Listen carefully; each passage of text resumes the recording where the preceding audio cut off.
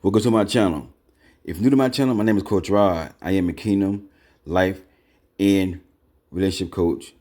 And one thing that I do on my channel, I empower women about how to avoid domestic violence relationships. One of the reasons why a lot of women get into domestic violence relationships because of lack of knowledge. They don't know better. They have not been educated about domestic violence and about men and about the red flags and the signs to look out for. So this is the reason why, I do my channel, to protect women and teach them how to avoid these type of relationships. So sit back and watch and enjoy the video. Please hit the like button. Subscribe if you have not subscribed, and share this video. If you know somebody that's in a domestic violence relationship, please send this video to them. Share this video. It's not about me. It's about women getting help and getting protected and being safe. But my job as a man is to protect women from domestic violence relationships. So please share this video, like this video, and comment. And again, if you have not subscribed, please subscribe to the channel for more content like this. There's blood everywhere. That's what deputies heard from a frightened 9-year-old on the 911 call placed just before midnight on July 11th. In a quiet Belle Glade neighborhood, 34-year-old Shantay Butts lay dead, shot multiple times in her own home. Her ex-boyfriend, Little Mac Williams, had just broken in, executing a chilling attack not only on her, but on her current partner. It was a tragic climax to a harrowing week. Shantay had reported him for stalking just 6 days earlier. Shantay Butts, 34, was a dedicated mother of 4, cherished by family and friends for her fierce love and vibrant presence. Those close to her described a hard-working woman, juggling multiple jobs to support her children and sheltering them from her tumultuous relationship with Williams. Court documents reveal they share children, and although they had separated nearly a month earlier, Shantay continued striving for safety, obtaining a no-contact order after he was convicted of domestic battery by in July 2024. Her community remembers her as a survivor who tirelessly fought to protect herself and her family. Just before midnight on July 11th, a child's frantic 911 call alerted deputies. His stepfather, Williams, had shattered a window and entered the home. Through the call, dispatchers heard a man demanding, "Where is your mother?" followed by the sound of gunshots. First responders arrived to a devastating scene. Liz, Shantay Butts told deputies she was being stalked. She had the video, she filed reports, and just days later, she was shot dead in her home. Shantay Butts was a mother of 4, shot and killed inside her Belle Glade home last week. Deputies say it was her son who called 911. The man accused of murdering her, Little Mac Williams, her ex, and the father of her children. Investigators say he also shot her current boyfriend who survived. Court records reveal a decade of abuse across multiple relationships. In 2024, Williams broke into Butts' home, choked her, and took her phone. He was convicted, ordered to stay away, but he came back. Please leave. She posted this video to Facebook of what appears to be Williams waiting at her job. Please leave my job. I have to go. She told deputies he later stole her gun. Then there's this, a log showing Williams on her doorbell camera more than 20 times in one night. Shantay was found unresponsive beside her current partner, who had also been shot in the chest but survived. 6 young children were inside, huddled together in shock. According to a neighbor who rushed in, she was gone. Her eyes, how she looked, a testament to the abrupt horror of the moment. Deputies encountered Williams outside, lying in the street with his arms spread, and took him into custody without resistance. Inside the house, they documented signs of struggle, broken window glass, shell casings, and a chaotically overturned bedroom. A gun magazine and casings were later found on the floor and in Williams' black hoodie. In the days leading up to July 11th, law enforcement followed a dark trajectory of escalating threats. It began in July 2024, when Shantay first called 911 reporting that Williams had forced his way inside, placed her in a chokehold, and kicked her repeatedly. Williams was arrested, pleaded guilty, and received 157 days behind bars plus a no-contact order. But the violence didn't end. In October 2024, he violated the no-contact order by calling and banging on her door, leading to another brief jail stay. In November, he entered her home again, this time stealing her phone, and pleaded guilty to domestic battery, later reduced, with 66 days sentenced. The final escalation occurred in early July 2025. On the 2nd, he banged on her window and doors, interrogating her about a stolen gun. Shantay captured his looming presence on a Blink doorbell camera and fled with her son to a hotel in nearby Clewiston. On July 5th, police responded again for aggravated stalking after he returned and harassed her workplace. Deputies issued a warrant that same day. Shantay told investigators she feared for her life, recounting locked doors, banging windows, and overt threats. Then came tragedy. On July 11th, despite an active warrant, Williams broke in through a window and carried out a fatal shooting. His criminal history spans decades, including convictions for felony battery, strangulation, stalking, trespassing, and domestic violence against multiple women dating back to 2014.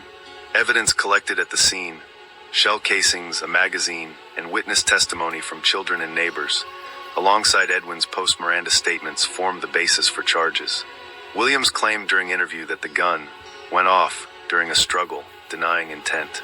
Williams was taken into custody immediately following the shooting. Court filings list his age as 45, but some outlets report 46. He faces charges including first-degree murder, attempted murder with a firearm, burglary, petty theft, aggravated stalking, and felony firearm possession as a convicted felon. No trial has occurred yet, but pretrial documents reveal key planned evidence: crime scene photographs and shell casing analysis, testimonies from responding deputies, the neighbor, and Shantay's children, surveillance footage and the Blink camera incidents, Williams' criminal record and failure to honor previous restraining orders. Prosecutors emphasize Williams' repeat offenses and stalking pattern, presenting them to show premeditation. Defense attorneys are expected to highlight self-defense claims and Williams' statement about the gun firing during a scuffle. A hearing on evidence admissibility is set to determine whether Williams' prior acts will be admitted at trial, a known point of contention in domestic violence proceedings. Williams remains in Palm Beach County Jail without bond. No trial date is set, and there are no record of appeals, parole hearings, or plea deals yet. Shantay's death has triggered concern among domestic violence advocates in Palm Beach County. Many argue that existing systems failed her despite clear warnings. A local prosecutor, Dave Ehrenberg, indicates that habitual offender programs and stronger responses are essential to prevent repeat tragedies. Neighbors and family members have organized vigils and called for legislative reform, urging lawmakers to enhance protective orders and prioritize stalking cases. Meanwhile, the National Domestic Violence Hotline recommends expanded training for law enforcement in handling stalking complaints.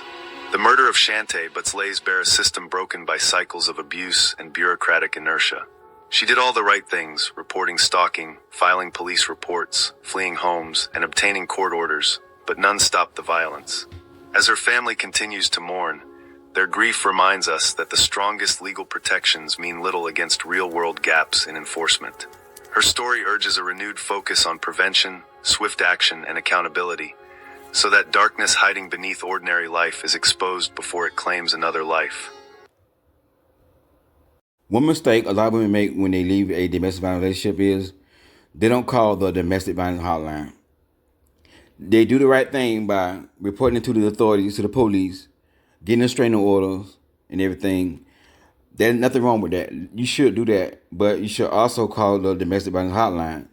Because a lot of times when a woman report a man to the authorities and get a restraining order on a man, it makes him angrier and makes it even worse. Now the man want to take your life. So ladies, never leave a domestic violence relationship unless you call the domestic violence hotline. That's the first thing you should do. Call the domestic violence hotline because they have professional people that deal with domestic violence cases on a daily basis.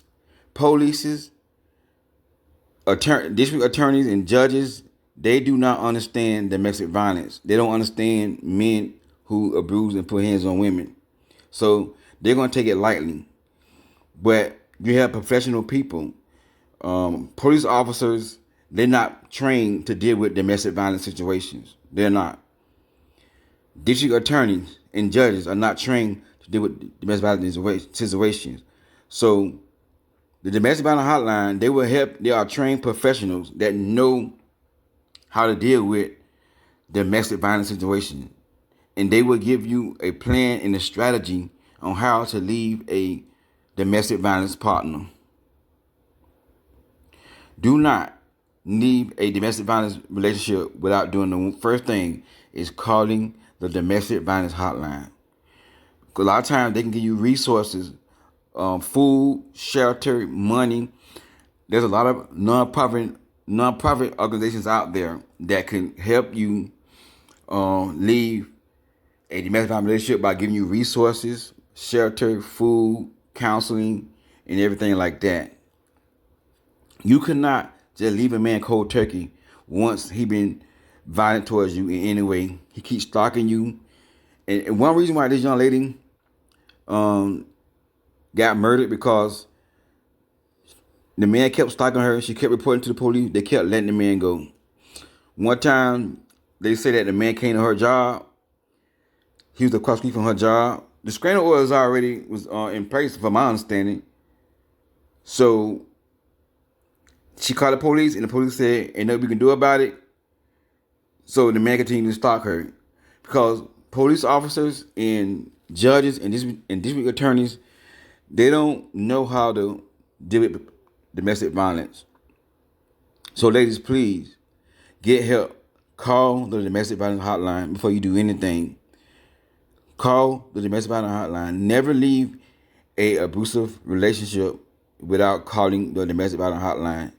You have to come out with a plan and a strategy to leave a toxic, abusive man.